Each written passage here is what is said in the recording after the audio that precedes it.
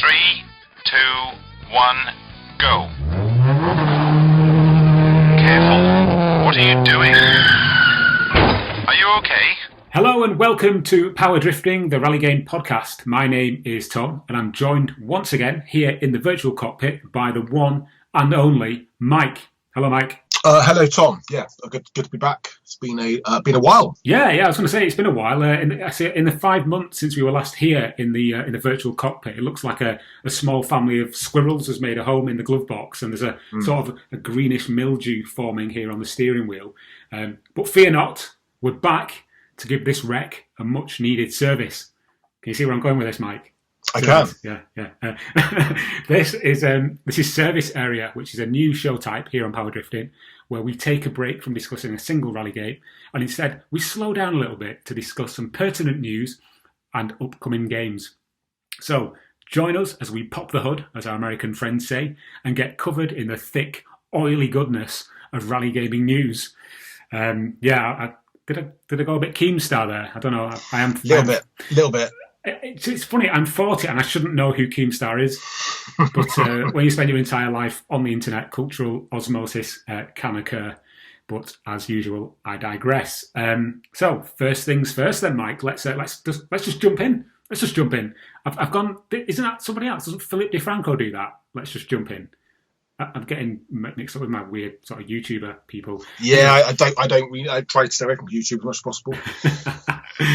Speaking of YouTube, just before we jump into rally games, I have found this really interesting channel where this guy, I think he's like Russian or something, or Estonian, he finds like these old wrecks in fields and junkyards, and then like basically gets them back running again with like minimal effort. It's just really cool to see like an old Volkswagen estate car that's been left in a field for like 10 years be brought back to life, kicking and screaming back to life after like 10 years just sat dormant. Again, I'm digressing, but it's an interesting channel. I can't remember the name of it, but it's worth looking at if you can randomly stumble across it, as I did. But yeah, first things first, a game that we've discussed previously on the podcast has come back to the fore, and that game is Art of Rally from Fun Selector. Fun Selector, a fabulously named developer with an amazing little sort of chipmunk's face for the logo. But yeah, Art of Rally has come to the Xbox and the Switch. I've played the Xbox version. Have you played either version, Mike? I've played the Xbox version. Okay, I think it's because I think the majority of people on console will have played it on the Xbox because it's part of Game Pass. Indeed. But I know it's on the Switch, and the Switch one is an interesting one. I'm not somebody who like takes great pleasure in dissing the Switch, if that's the right word, but I've seen video of it and it looks a little bit rough. It looks like a very low res, like PC minimum graphical settings rendition of Art of Rally. Yeah. Not that takes away from the great sort of gameplay and fun that the game offers, but it does look a little bit rough. Likewise, I played it on the Series X, and it's every bit as good as it was on the PC on Steam. Speaking of Steam, Mike, did you ever get it running on your PC? Yeah, I did. Yeah, so I played it for quite a bit. It's it sounded like I was in a car. The amount of sound my PC was making whilst I was trying to run it. But no, I played it for. I think I went to. I can't remember what year it starts in now. 1967, is it? Yeah, it's late 60s. Yeah. So I think I got to 1970. I think it was only a few. It wasn't a huge amount, but I played the same stages over and over again. The Japanese stages looked really, really cool. So I played a little bit on PC. Yeah, the Japanese stages with the sort of the green rolling fields and the sort of pink blossom trees. That's right, yeah. It looks really cool, yeah. One of the new additions to Art of Rally for this update coincides with the new Kenya stages, which, again, is just excellent to have more content, and I'm sure that over time, even more new environments will be added. I'd really like to see Wales added, personally, because it's a bit of a glaring omission for me that Wales isn't included as one of the base environments. But Art of Rally now on console, it had to happen. I'd be very intrigued to see how it plays on the Switch without those analog triggers, though. I mentioned that in our bonus stage that we did when we looked at the full game a couple of episodes back. So overall, it looks like, for all intents and purposes, the general consensus is that the Switch version is very good, even though it's got those graphical downgrades. So yeah, Art of Rally, excellent stuff. On the topic of top-down style rally games, there seems to be a bit of a resurgence of late, a renaissance, if you will, a power drive, a renaissance. I think is the term I used on Twitter. Yeah. But I mean, even though there are a lot of these games are now coming out, I think some of them take inspiration from other games away from Power Drive. So things like Neo Drift Out is one that is heavily influential in some of these games. But we'll get to that. First, one of these new games I want to talk about is a game called Rush Rally Origins from Brown Monster, the studio that brought us the excellent Rush Rally 3, a game that I think we're both still in agreement, Mike, is probably the best rally game on the Switch. I think so. I think it's, I think with a caveat, not to try and spoil the next couple of minutes of the episode. So, but yeah, it was the greatest rally game on the Switch. Oh, okay. Interesting. Okay. So, Rush Rally Origins, then, it is a mobile game and a Switch game. And the good thing about this is that the game has actually been launched at a sort of a semi-budget price point, less than a fiver, I believe, certainly in the UK. So for the mobile version, it's like £4.99, and the Switch version is similarly priced, which is really commendable because usually when this kind of thing happens, the Switch version comes out and it's like 30 quid because of the Switch tax, inverted commas.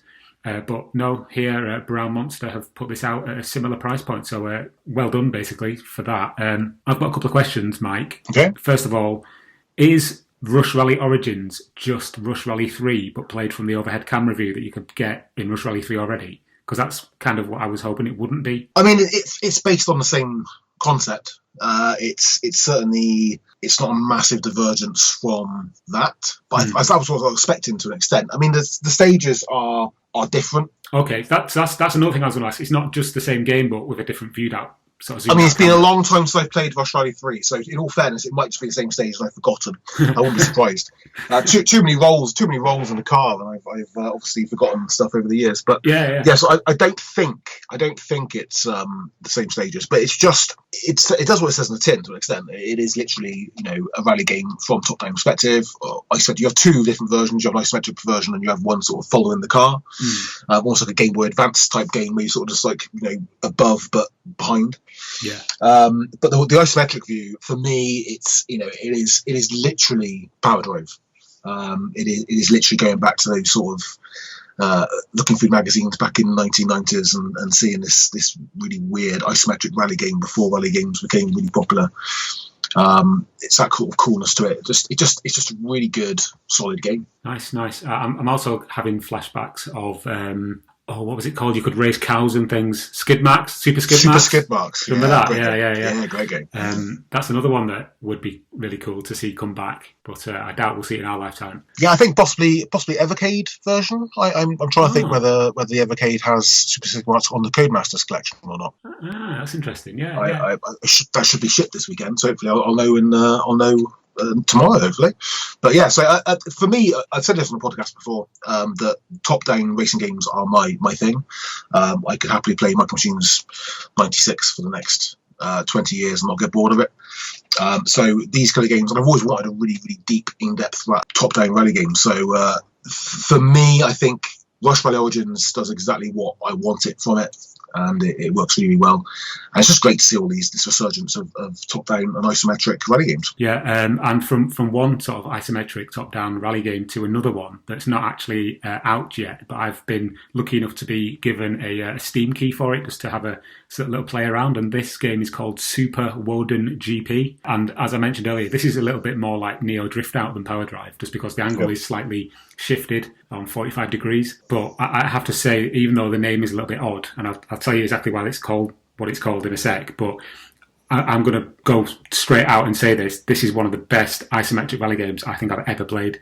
It's absolutely brilliant. Just the whole styling of it, the graphical style, it looks like a mixture between like 16-bit and 32-bit. I love it, the sort of the real world setting, and again, it does very much feel like an upgrade or a modernisation of Neo Drift Out more than Power Drive. The reason it's called Super Woden GP, though, is I asked the developer, a guy called Vidu. I'm going to murder this guy's Twitter name. Viduda GD. Viduda DG. GD. Oh, I butchered that already. I'm going to stop. But we put a link in the description. I asked him what the Woden means because I thought it might be a word in another language that means something. But he responded saying that we chose this name when we were teenagers and started in music. We were just deciding what to call ourselves, and we googled some random stuff and we liked it. Unfortunately, 15 years later, the band has disbanded. But I wanted the name of the group to endure in this way.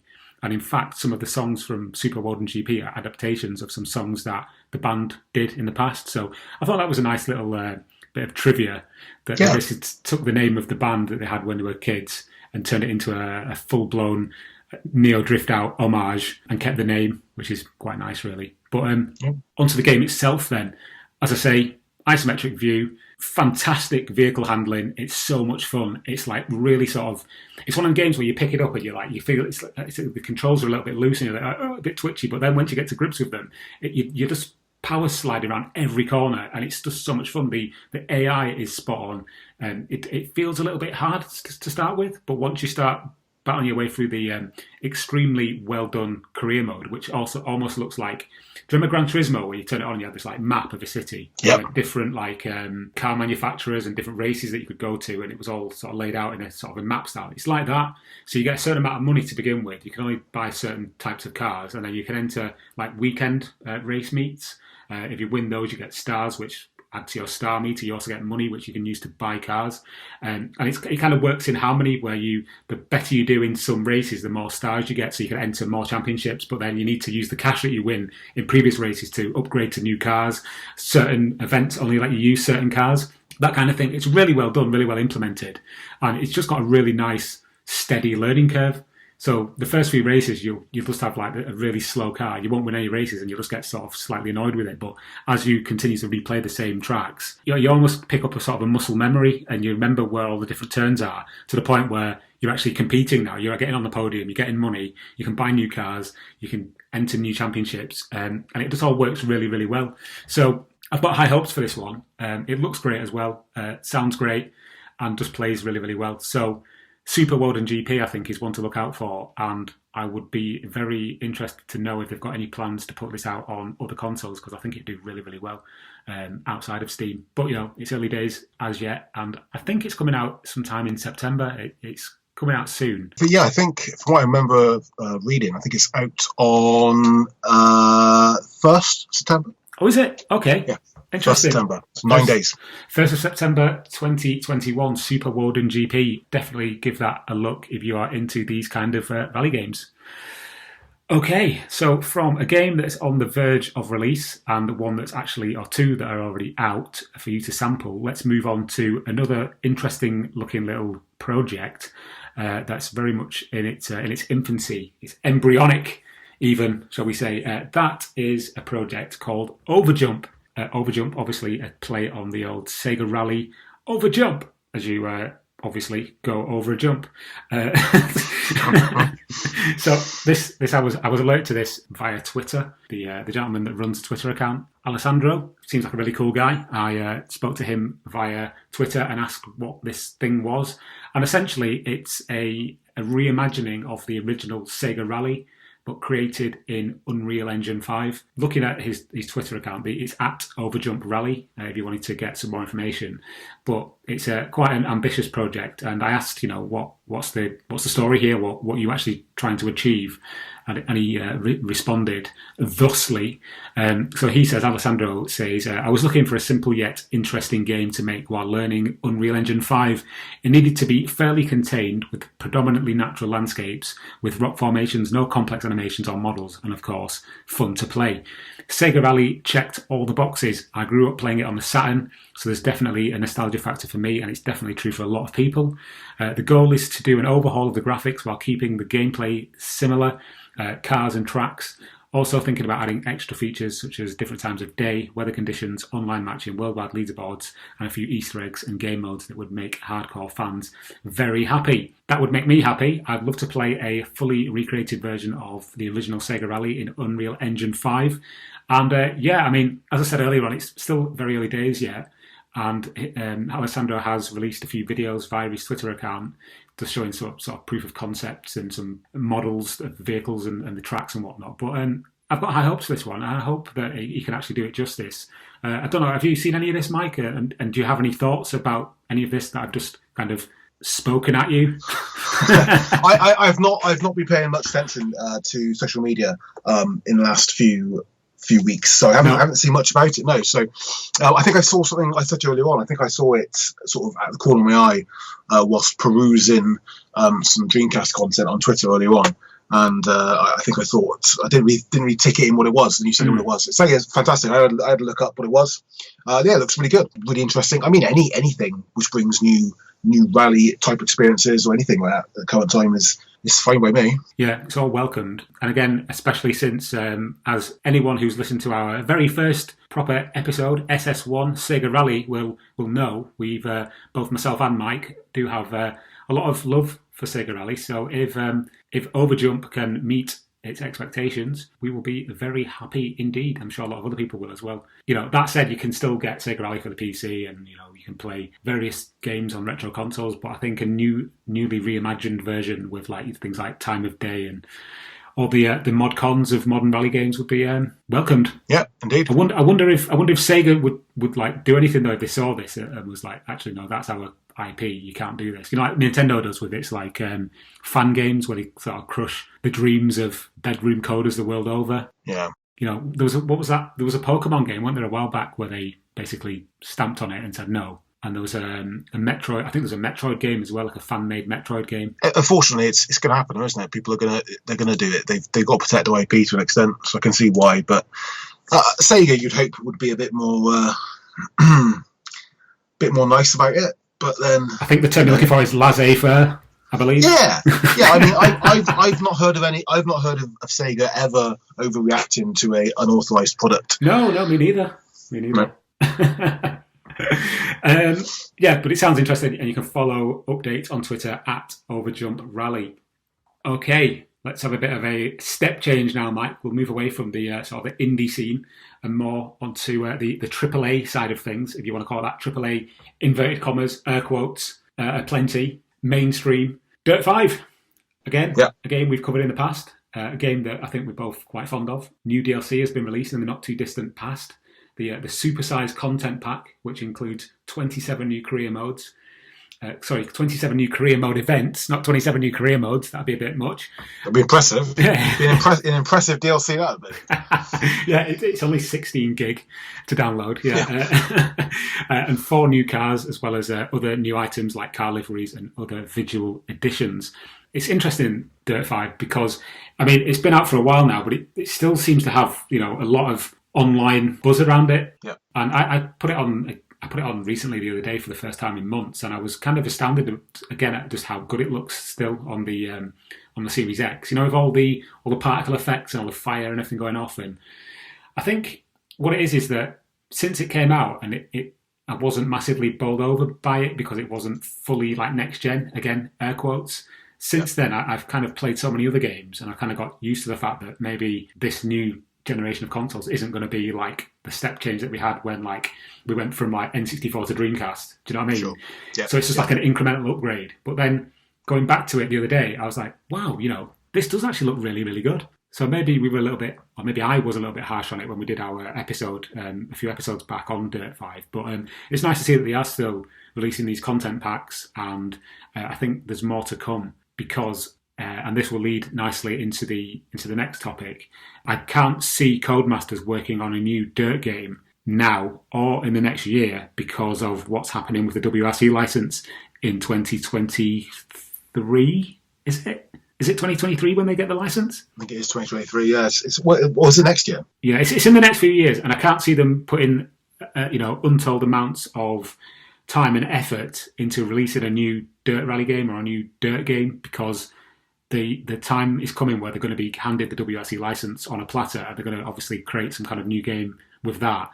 So I can see Dirt 5 having quite a long tail, as they call it in the industry, where they'll keep putting out new content packs for it and keep it going for as long as possible, which is a good thing. I've got to be honest though, Mike, I haven't actually bought any of these DLC packs for Dirt 5, mainly because if you buy them all separately, it comes up to something like £30 because they're like £8.99 each. Yeah. And I'm a bit of a tightwad, so I haven't bought any of them. And I'm not one of them people who likes to just buy like cars or, aesthetic things like liveries and stuff. I'm not interested in that. I'd like new content, like new tracks and things. So don't know how you feel about that kind of thing.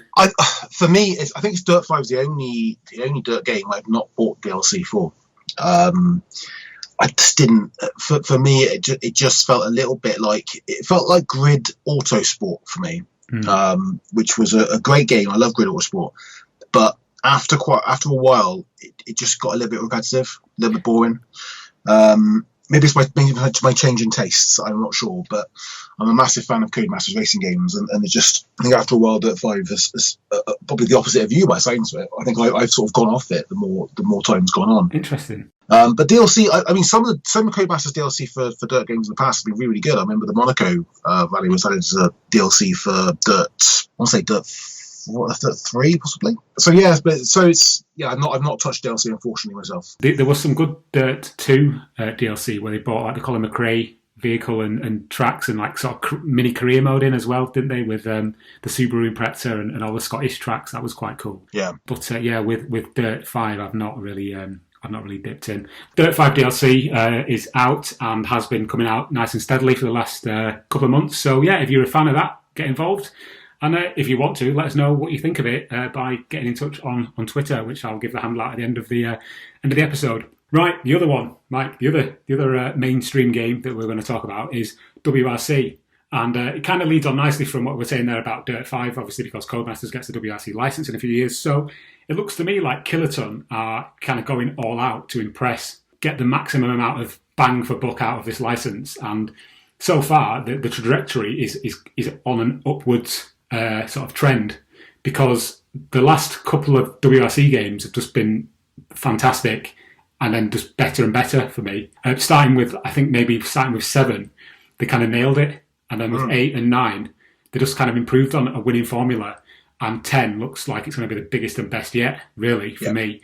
So, yeah, WRC 10, it launches in September 2021, which is at the time of recording this in about 2 weeks. And again, it's the 50th anniversary of the WRC. So it's quite a big deal. And Kiloton are going all out to make WRC 10 the most content-packed instalment that they've come up with yet. I mean, WRC 9, as I said, was up there with Dirt 2 at the top of the pile in terms of like AAA rally games, again, in inverted commas.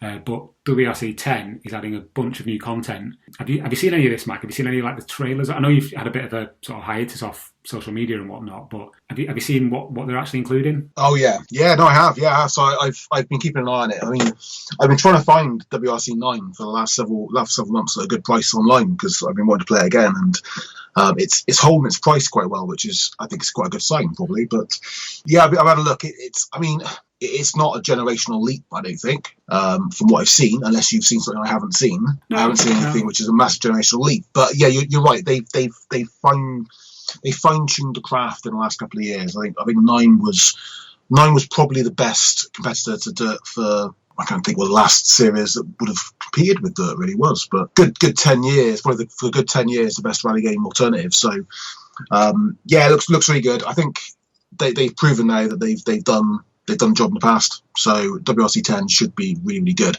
What I would say is that I probably wouldn't get it day one because they are known for being a little bit shaky at the beginning. You make some interesting points there, Mike, especially about WRC 9.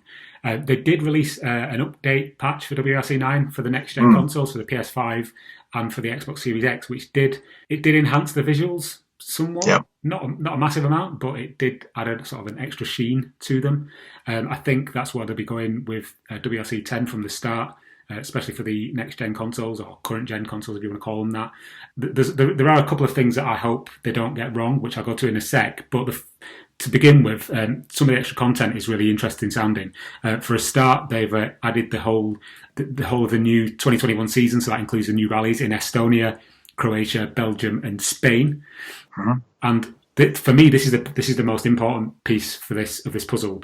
It's the historic rallies and the historic content that they're adding. They're adding a ton of classic vehicles, classic rallies and classic stages, and also like a sort of what would you call it, like a scenario mode where you have to race like a classic stage from the history of rally, which is really interesting sounding. And like I don't know if you were played this, but like in like PES, they used to have like these things where it's the end of the second half and you need to score 2 goals in order to like win the World Cup or something.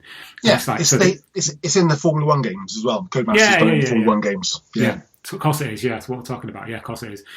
So that's really interesting, and I'll be very intrigued to see how that pans out. And of course, as time goes on, once the game is launched, and if it gets as much positive feedback as WRC 9 did, then I'm sure there'll be tons of DLC and like loads of extra cars and vehicles and whatnot. So yeah, it's great. They've really put themselves up there in my estimation, because they've come such a long way from something like WRC 5, which was WRC 5 them, or was it WRC 6 where they started doing them? I can't remember, but the early... I think it was 6. I think 6. I think 5 was the last one of Milestone, was it? Yeah, Milestone, yeah, of course, yeah. I think Milestone. So yeah, from that first Kiloton WRC game, which for me was a bit of a mess, they've come so far. It's fantastic to see. One of the sort of things that I really just hope they get right is the career mode, because in WRC 8 and 9 it was essentially the same game mode, sort of rehashed very slightly, and I'd really hope that they can add something new this time, which isn't just the same career mode again, because that would, even in light of all the extra content, all the classic cars and all the scenario modes, it would smack of laziness a little bit if they just rehashed it again. Yeah. So I really hope they get it right, and I have no doubt that they will, because they've done such a fantastic job with the previous 2 or 3 games in the series. And this is only a good thing for people like us, Mike, because Codemasters will be looking at what Kiloton are doing and going, we can do that, or we could add our own sort of spin on this as well.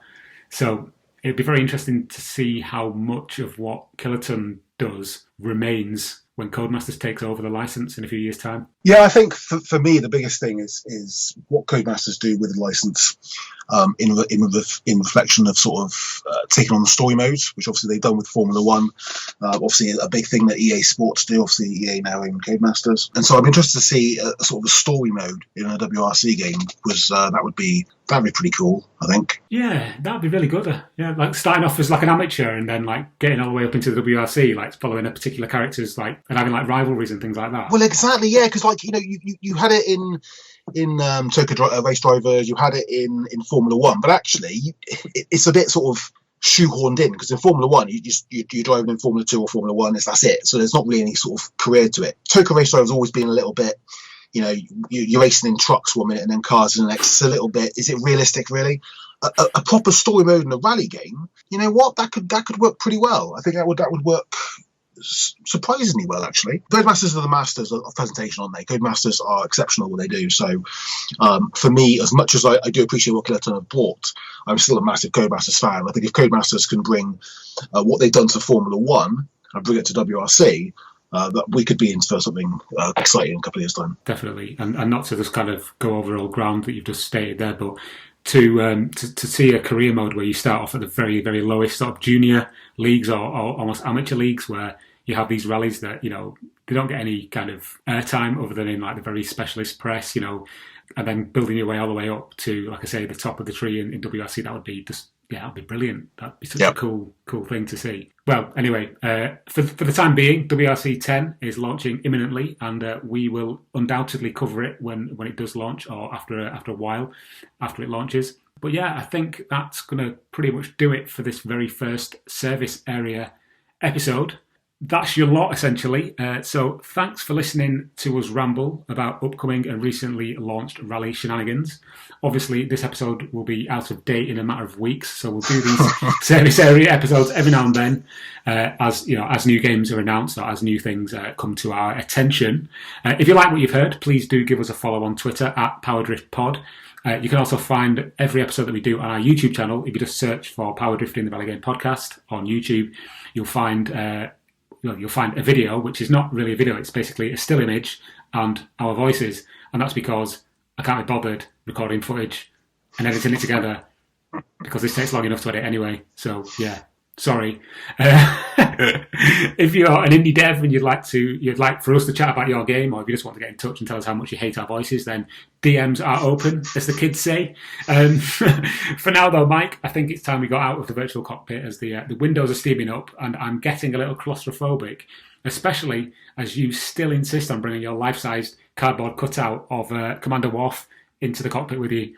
I thought we'd spoken about this. And my full size backleth. Yeah, because I'm cool. I mean, this is what you have to. You see it. I'm so cool. I bring all of these great geek memorabilia with me. Do you know what would be really cool if we could get the guy who plays Worf to come on the podcast? I mean, it'll never happen. Michael Dawn. Yeah. Yeah. Get a cameo on him, just a little cameo thing. Get him to appear on the podcast. He'd be fine. He'd be fine with it. Oh, I wonder if you could do like hi, you're listening to Power Drift podcast, and Mike, you're the coolest man alive. That would be pretty cool. I approve your mechleth, or whatever it's called. Backleth. I do apologise. I'm certainly sorry. And on that bombshell, until next time, goodbye. Are you going to say goodbye, Mike? Goodbye. Goodbye, Mike. It's old trick, mate. Old trick. Yeah. Okay. Right, we'll stop it there. That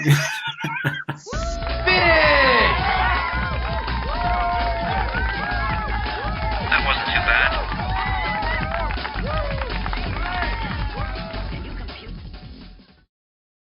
Mike, 1 second. Someone's just at the door. Give me a second. I'll edit this bit out. It won't be a minute. That's all right. I won't be a sec. All right. Cheers. Sorry, mate. I'm back. That's all right. Kel was meant to be listening out for the door, but she obviously didn't, so I had to go down and answer it.